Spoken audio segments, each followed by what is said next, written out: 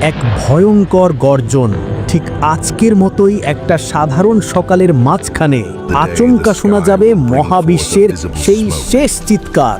এটা হবে হযরত ইসরাফিলের সিংহার সেই প্রথম ফুৎকার। সেই এক শব্দেই এই দুনিয়ার সব নিয়ম কানুন ভেঙে চুরমার হয়ে যাবে। আকাশটা কাঁচের মতো কাঁপতে শুরু করবে, পাহাড়গুলো ধুলোর মতো উঠতে থাকবে, আর সাগরের পানিতে আগুন ধরে যাবে। মানুষের সব রক্তের সম্পর্ক এক মুহূর্তে ছেড়ে যাবে। মা তার কোলের বাচ্চাকে ছুঁড়ে ফেলে দিয়ে দৌড়াবে, স্বামী তার স্ত্রীকে চিনবে না। এটা কোনো দুঃস্বপ্ন নয়, এটাই সেই কঠিন সত্যি যার ওয়াদা স্বয়ং আল্লাহ করেছেন। এটাই হলো এই গোটা দুনিয়ার শেষ পরিণতি। এটাই সেই মহাপ্রলয়, সেই চূড়ান্ত ধ্বংসের দিন যাকে আমরা বলি কিয়ামত। আজকের এই আলোচনায় আমরা সেই ভয়ঙ্কর দিনের প্রতিটি মুহূর্তের ভেতর দিয়ে যাত্রা করব। এর প্রথম আতঙ্কের চিৎকার থেকে শুরু করে এই দুনিয়ার ধ্বংস এবং শেষে প্রতিটি আত্মার আবার জেগে ওঠা পর্যন্ত।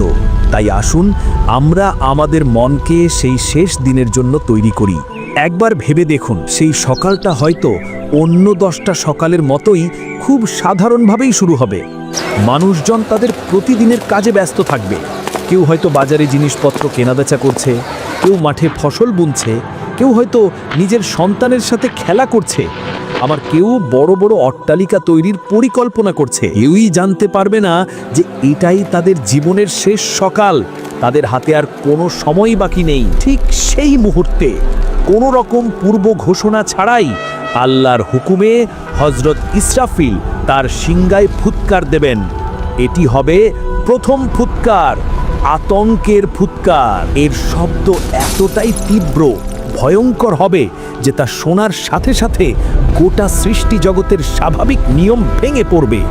এটা কোনো সাধারণ শব্দ নয়, এটি হলো মহাবিশ্বের অন্তিম চিৎকার, যা মানুষের মস্তিষ্ক এবং অন্তরকে ছিন্ন ভিন্ন করে দেবে। সেই শব্দের প্রথম ধাক্কাতেই শুরু হবে এক চরম বিশৃঙ্খলা। এখানে স্থির হওয়ার বা চিন্তা করার কোনো সুযোগই থাকবে না। যে মা তার সন্তানকে পরম আদরে কোলে নিয়ে বসেছিল, সেই ভয়ঙ্কর শব্দে তার হাত থেকে অবুঝ শিশু ছিটকে মাটিতে পড়ে যাবে। মা সেদিকে ফিরেও তাকাবে না। যে গর্ভবতী নারী তার অনাগত সন্তানের স্বপ্ন দেখছিল, সেই শব্দের প্রচণ্ডতায় ভয়ে তার গর্ভপাত হয়ে যাবে। যারা বাজারে কেনা বেচা করছিল, তারা সব কিছু ফেলে দিয়ে পাগলের মতো ছুটতে শুরু করবে। যে ব্যক্তি খাওয়ার জন্য মুখে খাবার তুলেছিল, সেই খাবার মুখ পর্যন্ত পৌঁছানোর আগেই সে ভয়ে চিৎকার করে উঠবে। মানুষ দিক বিদিক জ্ঞান শূন্য হয়ে দৌড়াতে থাকবে। তারা বুঝতে পারবে না কি হচ্ছে, কেন হচ্ছে, বা কোথায় গেলে বাঁচা যাবে। তাদের অন্তর এক অজানা ভয়ে শুকিয়ে কাঠ হয়ে যাবে। বনের হিংস্র পশু পাখিরা লোকালয়ের দিকে ছুটে আসবে, কিন্তু সেদিন মানুষ আর পশুতে কোনো ভেদাভেদ থাকবে না। বাঘ আর হরিণ একসাথে দৌড়াতে থাকবে, কিন্তু কেউ কাউকে আক্রমণ করবে না, কারণ সবার মনে থাকবে শুধু একটাই ভয়, সেই মহাপ্রলয়ের ভয়। তারা আকাশের দিকে তাকাবে, দেখবে বিশাল আকাশটা কাঁচের মতো কাঁপছে, এর রং বদলে যাচ্ছে, এবং মনে হবে যেন আকাশটা যে কোনো মুহূর্তে তাদের মাথার উপর ভেঙে পড়বে। তারা পাহাড়ের দিকে তাকাবে, দেখবে দৈত্যাকার পাহাড়গুলো নিজের জায়গা থেকে সরে গিয়ে একে অপরের সাথে বাড়ি খাচ্ছে, একদম গুঁড়ো গুঁড়ো হয়ে যাবে, ঠিক যেন ধুলোর মেঘ। পৃথিবীর বুকে আর কোনো পাহাড়ের অস্তিত্ব থাকবে না। সমুদ্রের পানিগুলো সব উত্তাল হয়ে উঠবে, সব বাধা ছাপিয়ে যাবে, এবং সেই পানির মধ্যেই আগুন ধরে যাবে। একবার ভেবে দেখুন তো, পানি আর আগুন একসাথে মিশে কি ভয়ঙ্কর এক দৃশ্য তৈরি হবে। পৃথিবীর সব সাগর মহাসাগর যেন এক জ্বলন্ত অগ্নিশিখায় পরিণত হবে। যখন মানুষ ভয়ে আর আতঙ্কে প্রায় মৃতপ্রায়, ঠিক তখনই দেওয়া হবে দ্বিতীয় ফুৎকার, মৃত্যুর ফুৎকার। এই ফুৎকারের শব্দ প্রথমটির চেয়েও অনেক অনেক অনেক বেশি শক্তিশালী এবং চূড়ান্ত হবে। এটি কোনো আতঙ্কের শব্দ নয়, এটি হলো মৃত্যুর গর্জন। এই শব্দ শোনার সাথে সাথেই সব শেষ হয়ে যাবে। সূর্যটা যা আমাদের আলো দেয়, তার সব আলো হারিয়ে ফেলবে, একদম নিভে গিয়ে একটা কালো বলের মতো হয়ে যাবে। চাঁদটা দুই টুকরো হয়ে যাবে এবং রাতের আকাশের কোটি কোটি তারা এমনভাবে ঝরে পড়তে থাকবে যেন একটা মালার সুতো ছিঁড়ে গেলে পুঁতিগুলো যেভাবে টুপটাপ করে ঝরে পড়ে। পুরো পৃথিবীটা একটা প্রচণ্ড ঝাঁকুনিতে এমনভাবে কাঁপতে থাকবে যেমনটা আগে কখনো কাঁপেনি। এই মহাভূমিকম্পের ফলে পৃথিবীর উপরের সব কিছু নিচে আর নিচের সব কিছু উপরে চলে আসবে। মাটি তার পেটের ভেতরে থাকা সব খনিজ সম্পদ আর কোটি কোটি বছরের পুরনো লাশ বাইরে বের করে দেবে। ধীরে ধীরে সব কিছু একদম শান্ত আর নীরব হয়ে যাবে। আকাশ, জমিন, পাহাড়, সাগর, মানুষ, জিন, ফেরেশতা কোনো কিছুরই আর অস্তিত্ব থাকবে না। সব দিকে শুধু এক মহাশূন্যতা আর কবরের মতো নিস্তব্ধতা। সেই মহাশূন্যতার মধ্যে একমাত্র আল্লাহই থাকবেন। তিনিই সেদিন ঘোষণা করবেন, আজ রাজত্ব কার, কে আছো আমার সাথে মোকাবিলা করার জন্য? যদি আমার সাথে মোকাবিলা করতে চাও আসো, কিন্তু কেউ সাড়া দেবে না। সেদিন উত্তর দেওয়ার মতো আর কেউই থাকবে না। তিনি আবার উত্তর দেবেন, একমাত্র শক্তিধর শুধু আমি, সর্বশক্তিমান এক আল্লাহ। এইভাবে 40 বছর কেটে যাবে। 40 বছর এই মহাশূন্যতা এবং কবরের মতো নিস্তব্ধতায় কেটে যাওয়ার পর আল্লাহ আসমান থেকে এক বিশেষ ধরনের বৃষ্টি পাঠাবেন। এটা কোনো সাধারণ বৃষ্টি নয়, এটাকে বলা হয় জীবনের পানি। সেই রহমতের বৃষ্টির পানি যখন পৃথিবীর ধ্বংসস্তূপের উপর পড়বে তখন এক আশ্চর্য ঘটনা ঘটবে। মানুষের শরীরের খুব ছোট্ট একটা হাড়, যা কখনো ধ্বংস হয় না, তা থেকে আবার পুরো শরীর তৈরি হতে শুরু করবে। ঠিক যেমন বৃষ্টির পর শুকনো মাটি ফুঁড়ে সবুজ চারাগাছ গজিয়ে ওঠে, সেইভাবেই পৃথিবীর প্রথম থেকে শেষ পর্যন্ত আসা সকল মানুষ আবার নতুন করে জীবন ফিরে পাবে। যখন সবার শরীর তৈরি হয়ে যাবে কিন্তু তাতে কোনো প্রাণ থাকবে না, তখন সেই মহাশূন্যতার পর আল্লাহ তার অসীম কুদরতে সর্বপ্রথম একজনকে জীবিত করবেন। তিনি আর কেউ নন, তিনি হলেন হযরত ইসরাফিল আলাইহিসসালাম, যিনি দ্বিতীয় ফুৎকার দেওয়ার পর অন্য সবার মতোই মৃত্যুবরণ করেছিলেন। আল্লাহ তার রূহকে ফিরিয়ে দেবেন এবং তার হাতে তুলে দেবেন সেই সিংহা লাস্ট বারের মতো ফুৎকার দেওয়ার জন্য। এরপর আল্লাহর হুকুমে হযরত ইসরাফিল আলাইহিসসালাম তার সিংহায় তৃতীয় এবং শেষ ফুৎকার দেবেন। এটি হলো পুনরুত্থানের ফুৎকার।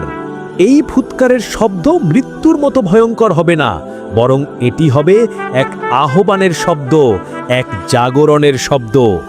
এই ফুৎকার দেওয়ার সাথে সাথে পৃথিবীর প্রথম মানুষ আদম আলাইহিসসালাম থেকে শুরু করে শেষ মানুষটি পর্যন্ত সবার দেহে তাদের আত্মা ফিরে আসবে। কোটি কোটি বছর ধরে কবরে বা যেখানেই তারা ঘুমিয়েছিল সেখান থেকে এক বিকট শব্দে তাদের ঘুম ভেঙে যাবে এবং তারা নিজ নিজ স্থান থেকে জীবিত হয়ে উঠে দাঁড়াবে। তারা উঠবে খালি পায়ে, খালি গায়ে, খুব অসহায় আর অবাক হয়ে। ঘুম থেকে উঠে তাদের প্রথম কথাই হবে, হায়, কে আমাদের এই ঘুমের জায়গা থেকে উঠালো?